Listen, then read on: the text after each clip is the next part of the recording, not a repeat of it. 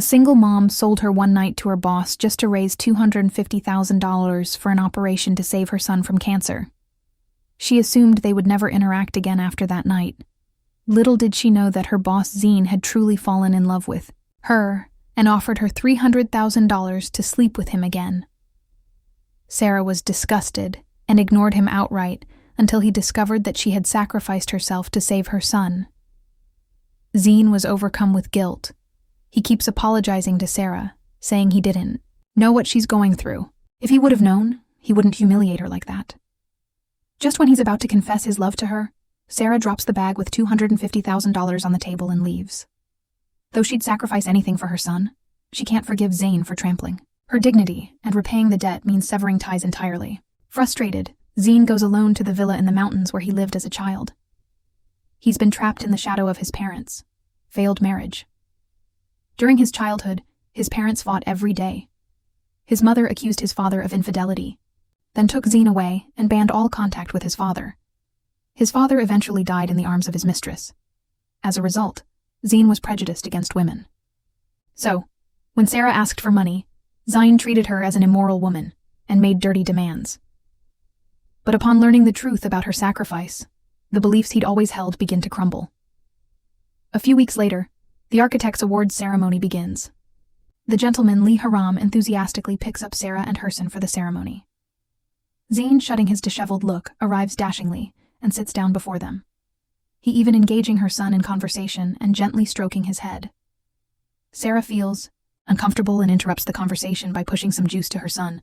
After winning the Best Design Award, Sarah steps onto the stage in a long gown to speak, using her personal story to inspire women to work hard and never give up. As Zane watches her radiate brilliance, he finally understands why he's drawn to her. It's not pity for her being a single mother, but her independent and resilient spirit. He then persuades Sarah to return to work.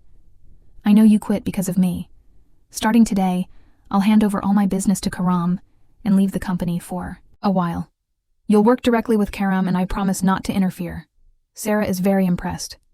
This man doesn't seem so vile and sleazy after all. But Zine doesn't give up pursuing her. Instead, he sets out to prepare a surprise. Through reading her interviews, he learns her dream is to build a children's hospital and help sick kids. Zine personally drafts the plans, designing a large-scale, complex according to her vision. He travels tirelessly to scout locations determined to create the best possible project for Sarah. Meanwhile, she's completely unaware, busy discussing work daily with Karam and her colleagues. After a period of time, Karam also falls for the intelligent and beautiful Sarah. One day, he plans to ask her to dinner, but just as he speaks, colleagues walk in. Karam has no choice but to change his invitation to a group dinner instead. Excited, Karam finds Zane to share that he'll be dining with his crush that night. But since he hasn't won her over yet, he keeps it a secret. Zane is such a fool. He has no idea that Karam is the love rival and keeps giving him advice on how to charm the girl. The funny thing is, Sarah's best friend has a crush on Karam. She plans to dress up meticulously to catch his eye at dinner. But just as she is about to leave, a call from Karam shatters her heart. He pleads with her to make up an excuse to skip the meal, hoping to have a private moment with Sarah.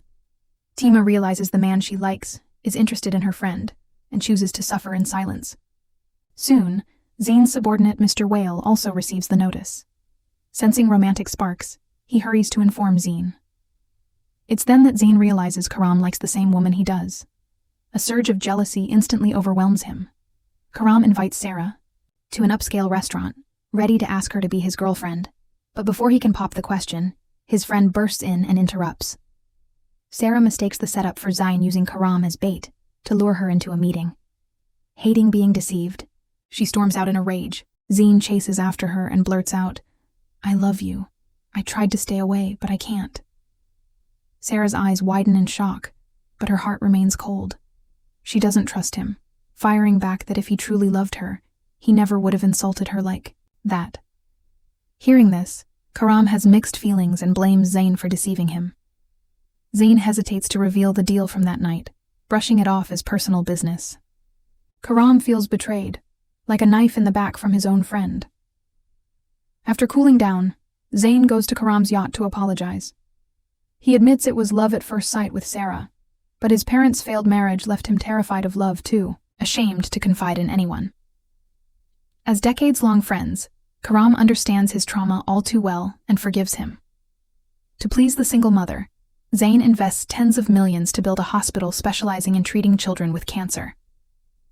And, on top of that, he decides to put Sarah in full charge of the project. Sarah is overjoyed.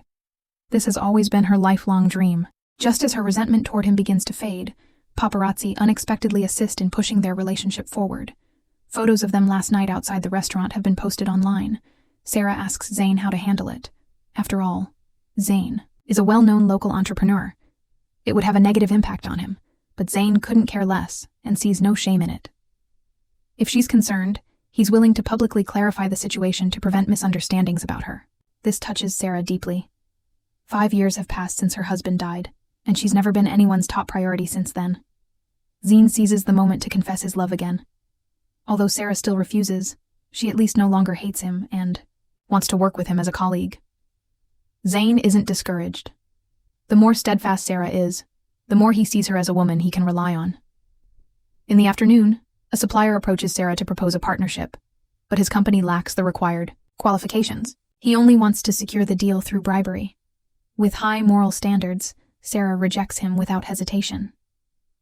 Unexpectedly, the supplier stays outside Sarah's house in the middle of the night and calls her to threaten her cooperation, even mentioning her son in a menacing tone.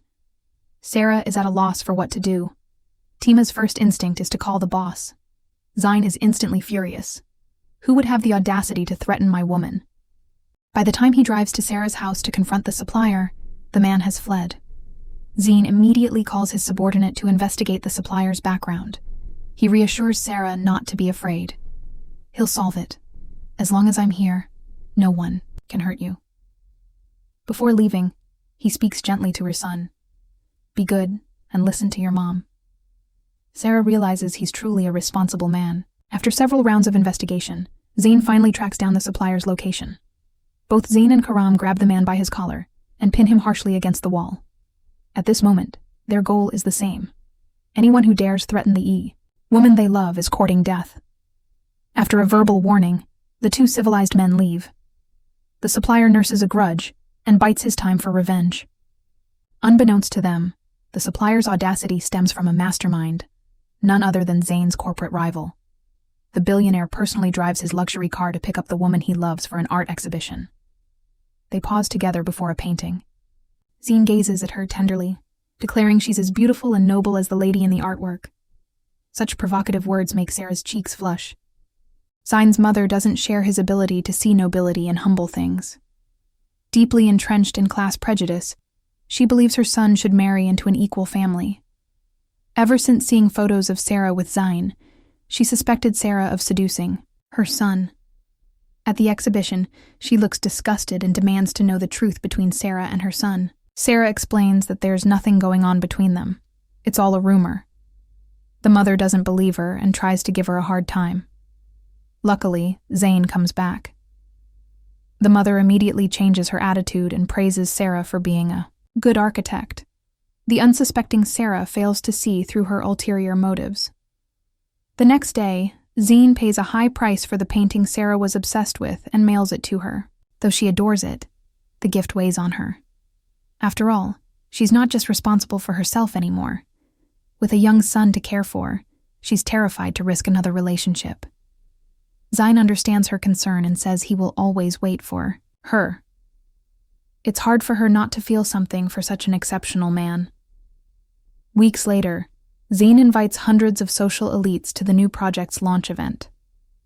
On stage with Karam, he thanks all employees for their hard work, singling out Sarah for special praise. Having an employee like Sarah is an absolute honor for this company. Sarah is flattered. Unexpectedly, Zain's mother seizes the opportunity to humiliate Sarah in public, mocking her humble origins, accusing her of scheming to seduce the boss for a wealthy marriage, and twisting the fact that her father-in-law, despite his immense wealth, refused to help her son's medical treatment into a jab at her character. Sarah is consumed by shame and flees. Zain hurries off the stage to stop her. Sarah cuts to the chase. We're not even together yet, and there's already so much opposition. Imagine what could happen if we were. She tells him to think it through and give them both space to cool off. Zayn patiently comes to his mother and tells her that he loves Sarah. "I will marry no one but her." But his mother refuses outright, calling Sarah a scheming woman who's brainwashed him. That's what hit Zayn's nerve. It's okay to insult him, but not the woman he loves. Zayn explodes with decades of frustration, berating his mother for being a selfish, arrogant control freak. Not a single moment of his life with her has been happy. Now he understands why his father cheated. Who could endure being married to such a wife? His mother is heartbroken. She's not one to wallow in self-pity. Instead, she blames Sarah for everything and hates her for stealing her son. A man had been having an affair with his secretary for months while his wife is pregnant. One day, the wife Noor discovers intimate photos on his phone. She collapses in despair and cries out for her in-laws to judge the matter. The father-in-law erupts in fury and criticizes his son's depravity and filth. In a fit of rage, his blood pressure spikes and he collapses from a heart attack. His wife and daughter-in-law rush him to the hospital. Helpless and panicked, the mother-in-law calls her deceased son's wife, Sarah, and pleads with her to come and stay with her. When Zayn hears about this, he accompanies Sarah to the hospital. Coincidentally, Zayn knows the hospital's director and arranges for the best surgeons to operate on Sarah's father-in-law. He also prepares 2 private rooms for the family to rest. Sarah is stunned. She never expected Zayn to help her late husband's family for her sake. After being discharged, the father-in-law remains in low spirits. When Sarah learns of this, she sets aside past grievances and visits with her son. At the sight of his adorable grandson for the first time, the once cold and heartless man sheds tears of joy. He formally apologizes to Sarah, acknowledging her noble character. As his health deteriorates, he begs for a chance to atone for his past mistakes before he dies. Though Sarah cannot forget the painful past, she forgives him. From then on, both parents-in-law dot on her like a biological daughter. That day, Sarah accompanies Noor to a prenatal checkup. Unexpectedly, Noor's husband, Phil, comes. He begs his wife for forgiveness, claiming the affair was a momentary lapse and swearing he's cut ties with his secretary, insisting Noor is the only one he loves. Sarah can't believe her late husband's brother is such a scumbag, but Noor's brother isn't having any of it. He starts brawling with Phil to avenge his sister. Thankfully, the police arrive in time to take them both away.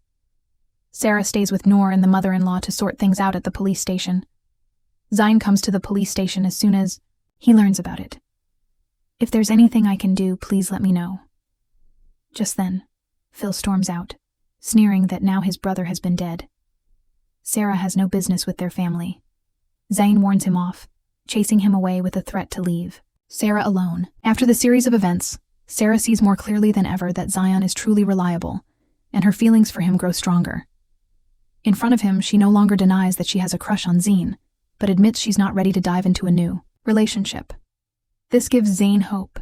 He promises to give her all the time she needs, vowing to stay by her side until the day she's ready to say yes. If you enjoyed this video, feel free to leave a comment and share your thoughts. Please don't forget to like and subscribe to see more recaps. I'm hastening to write and edit the next recap. Part 3 will follow.